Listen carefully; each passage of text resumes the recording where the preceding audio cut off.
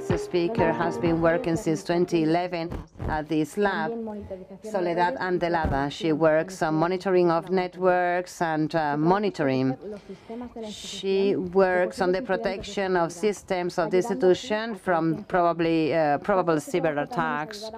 A part of her work is to facilitate the participation of women in cybersecurity. That's why in 2014 she set up the task force Girls Are Cap to try to provide good advices and recommendations. She will tell us about her work during her talk. Cybersecurity work would be the equivalent. So I'm going to give you a few hints of my background, how I got there as a woman, or the path that I followed. I studied at the University of Malaga. I studied IT engineering a long time ago. And from there, I graduated as a programmer. So when I was preparing this speech, when I was coming to Spain, I did a little bit of research and I found a picture of the University of Malaga. Those are the aisles I was going through when I was a student, the exit of the classrooms. And I found these pictures, and it is quite significant or important because there's only male students. So I was surprised to see that things hadn't changed a bit in terms of percentage of female students in engineering studies. But I was struck by the evidence of this picture. So there are fewer and fewer girls that take up engineering studies. Only 13% of students are female students in engineering and 15% in IT studies. I've been working in this profession for 15 years and nothing has changed. Since when I was there, we didn't talk about percentages. We weren't so aware of the lack of women in the technological world, maybe because IT was incipient back then, and it took us a while to become aware of the situation. But maybe we were little fewer, but in the last 15, 20 years, nothing has changed. So when I finished my studies, I started to work as a programmer in Malaga. I worked for a long time for the 061 number, the health emergency company in Andalusian, and also as a system administrator. And one of the main projects I was taking care of was to go to Angola and to Luanda, to the capital city, and to start there a hotline for healthy emergency services in Angola. In 2010, I moved to the United States, to San Francisco. I decided to take that opportunity to the cradle of technology. When I was studying in around 1999, I went to the United States on holidays, and I said, I want to go to San Francisco. That is my dream when I finish my studies. But it took me a while to go there. It took me 10 years, but finally I did it. So I got there to try my luck. It also attracted me the opportunity to enroll in a university program that was 2 years long, very difficult to find it. There was nothing like it in Spain and in Europe, to be honest. But I found this program, this course in the City College in San Francisco, and then I graduated in network security at the CCSF. It was a very complete and comprehensive program, but education there, the training, the tuition is completely different. So it was theoretically complete, but also at the same time very practical. So for 2 years, I learned everything related to security. And I also got the opportunity to practice it daily. When I was studying that, after the first year, I was recommended by a teacher, by a professor, for a grant at the Berkeley Lab. I was an intern, but then I got a contract. So I've been working there since 2011. The Berkeley Lab belongs to the Department of Energy of the United States, but it is run by the University of California in Berkeley. The University of California in Berkeley is one of the top 10 universities in the world. The Department of Energy, together with the Department of Defense in the United States, are the two main ones, the ones that get more funding. And the Berkeley Lab belongs to a national network of labs of the Department of Energy that takes care of all the scientific research of the government. There are 17 labs, all in all. So this is a very generic description of the Department of Energy. It is the Department of the United States that is responsible for the development of energy, and especially nuclear energy. So it includes all the programs for nuclear weapons and all nuclear reactors in the United States, and all the research related to energy and the interests on the radioactive waste and the production of home energy. This department also takes care of the oil reservoirs, the oil deposits, the oil reserves.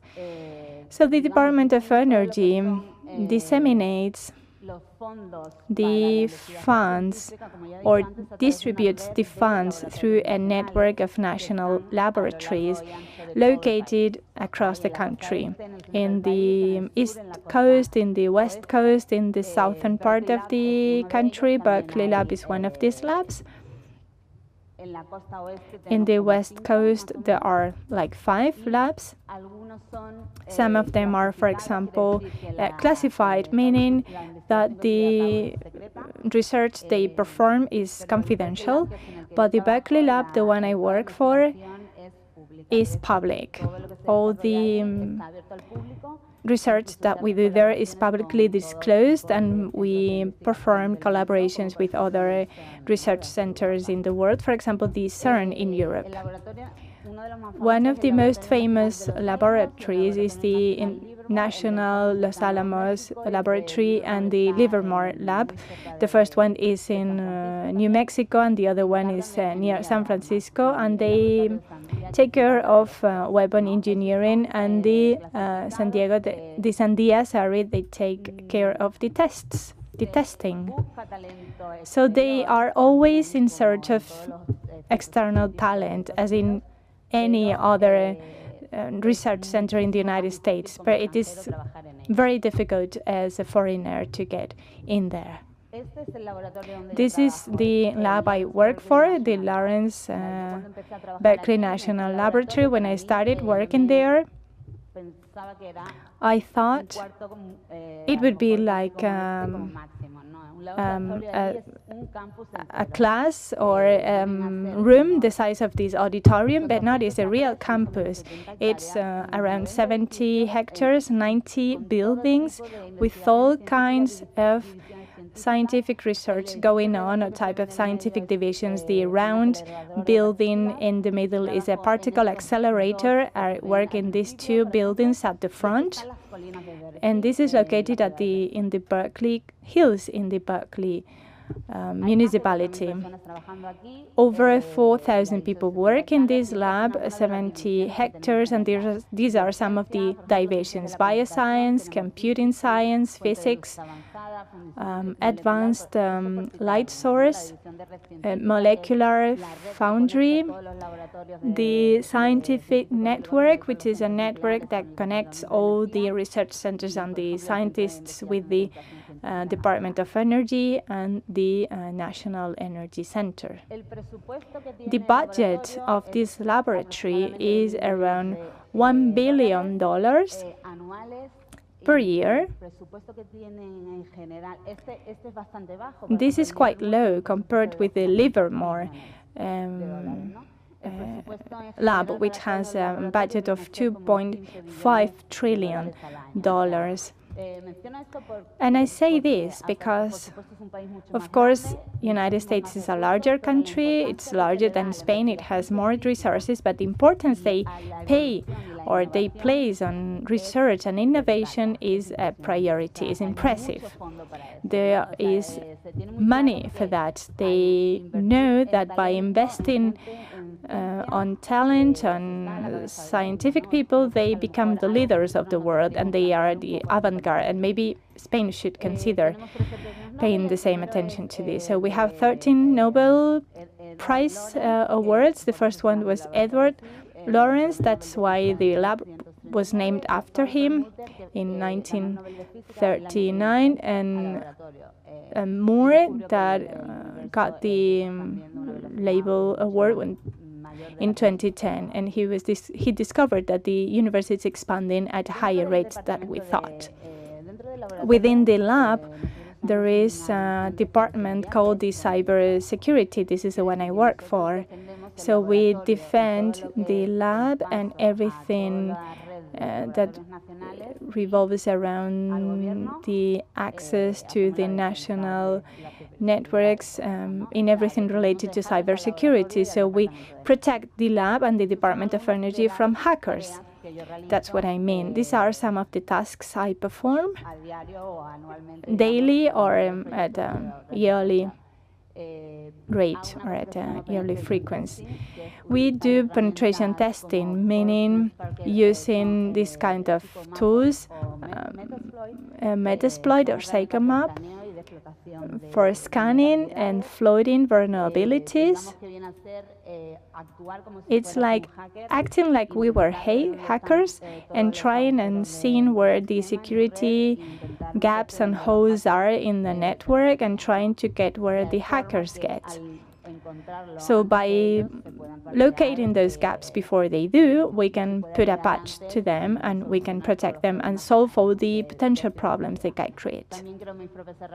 I also create my own scanning or crawling tools. For example, I brute force scanning to try and locate common passwords and users. I also do auditing to locate vulnerabilities. I have over 10,000 servers, so I do scans every day. At least 130,000 IP addresses. I want to locate vulnerabilities. I do forensic analysis, and especially and most importantly, I put more emphasis and much effort of my work, not only in technical aspects, but also in creating a culture of cybersecurity by insisting on why it's important, not only for people who don't know about this. It's important to try and explain to people innovations and technological advances that exist nowadays and why there are dangers in the cyberspace, but also to people who work in the technological field, because sometimes it's difficult to persuade them that they need to work in a safe way, for example, to programmers and system engineers. The cybersecurity component requires an extra dose of work. So, for example, a programmer creates a program, but paying attention to safe aspects requires from them an extra piece of work, an extra bit of work. So we talk to the system administrators, we talk to the developers, with everyone involved in this type of topics, and by delivering speeches and conferences, because that's the message they need to adopt. Everyone needs to talk about cybersecurity, and that's our goal. It's not the future, it's the present. It's the past, I would say. So the gender problem in the world of technology. What happened to me was that when, after 12, 13 years, after I graduated, I realized that if myself or the women around me at an advanced position in this kind of job, if we didn't do anything to try and improve the divide, the gender divide in my work, nobody would do it. So I am the only woman in my department, in my laboratory. There's no one else around me. So if I don't do it, no one else is doing it. Women who work on cybersecurity represent only 11% of the total staff. The demand for qualified staff is very high, very, very high. So women are wasting this opportunity. They're losing the opportunity. Just in the United States, there is 1 million job positions that are vacant. It's very difficult to find qualified staff for this type of work. I would say 5 million job positions in cybersecurity are vacant now at an international level. So we need people to work in those positions, and we need people to get qualified in cybersecurity. And women, in my opinion, are especially talented for this cybersecurity work. I always say, if I have to hire a man or a woman, and both of them are technically qualified, equally technically qualified, women have something that is especially useful for cybersecurity, and something that has helped me a lot, and I see it in all my female colleagues, which is instinct. The female instinct helps us, the ability to protect. The protection mechanism helps us, and of course it contributes with diversity to such an important teamwork. In cybersecurity, you need to account for all the ways of thinking, the ways of approaching a problem, because there's always something new, and you need open minds, thinking minds that are diverse. So it's clear that men and women think differently, think otherwise in many topics, in many fields, especially when it comes to problem solving. So that's why I decided to create an organization called Girls Can Hack, Las Mujeres Pueden Hackear. So what we do in this organization is to try and give support and visibility to women, all women, not just the women who work in this field, but women who want to work in this field, and women who are curious about this field, or women in general. The problem with cybersecurity is that there is not enough information. So sometimes when I go to high schools and schools, I talk to the girls. That's one of the things we do in my organization. And once we give them the information and the girls see me and they see what I do and the work I do, they automatically become interested in this work. It is incredible. With so little time, the influence and the impact we can create in an 11-year-old girl. So we do follow-up also in the companies.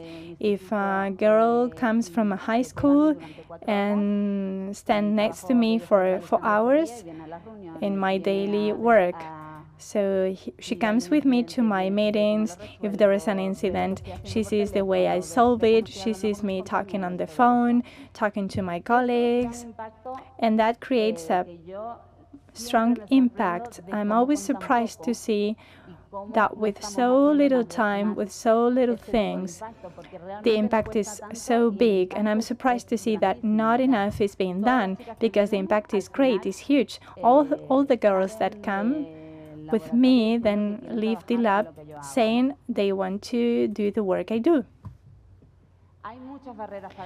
There are many obstacles in this profession. One of the most important obstacles is precisely what I'm talking about, that we don't have role models. And the very few that exist are not available. There are many enigmas on how to try and get more women into technology. We don't know exactly what to do. There are many questions who don't have an answer. And I always say this: you have to start with the simple things. You have to go to schools or high schools, and you have to talk to the girls, you have to talk to women, you have to organize this type of fora which for me is a brilliant and excellent idea. Mixing cybersecurity and gender is great. And we try to influence women in general, but especially the youngest. It's important for this to change.